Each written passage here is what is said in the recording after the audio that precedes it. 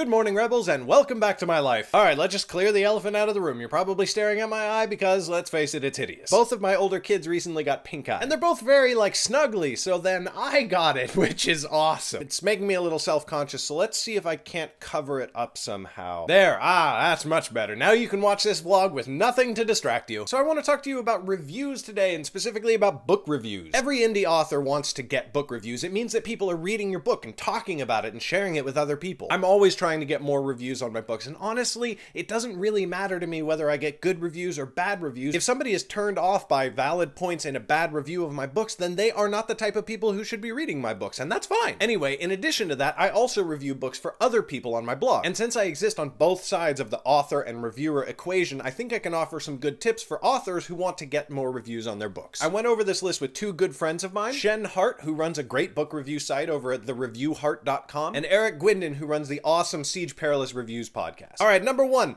Make sure your book is good, or suffer the consequences with dignity. This is important for more than just reviews, but make sure your book doesn't suck. You've got to get honest opinions from people that you can trust before you even try submitting. If you don't do this and then you get a bad review on your book, accept it with dignity. Which leads us to point number two. Don't attack reviewers no matter what. Holy crap, guys. Book reviewers put a lot of time and effort into their reviews. At least the good reviewers do. First of all, there's the time they spent reading your book. Second of all, there's the time they spent writing and crafting their book review. These people slave over their reviews, making sure that they present their points in an honest, fair, and hopefully entertaining way. But no matter what they have to say, don't attack them. Attacking them does nothing in the long run except make you look like a jerk. Number three, getting reviews is a numbers game. Book reviewers do not review everything that comes to them. If I get a book review request, I read the blurb. If the blurb seems at least okay, then I pop over to Amazon and read the first few pages of the book. If I'm still interested at that point, then I ask for the whole book. If I'm not, I don't reply to the email. I don't want to spend time telling somebody why I don't want to read their book. So if you're trying to get reviews, send a lot of requests, realizing that only a small percentage of those people will even get back to you. Number four, make sure you are talking to the right reviewer. Scope out the reviewer first. Do they review your genre? Are their reviews well written? Do they seem to favor your style and other books that are similar to yours? If the answer to any of those questions is no, then you should not be submitting to those people. You're wasting your time and theirs, and you'll probably get a snarky comeback, or worse, a bad review. Authormarketingclub.com has this awesome tool for its premium members, which I use all the time. The tool automatically scopes out books that are similar to yours and then pulls the top reviewers of those books and gives you their contact info so you can reach out to them. Now, this is a very powerful tool, and it comes with a huge responsibility, which brings us to number five.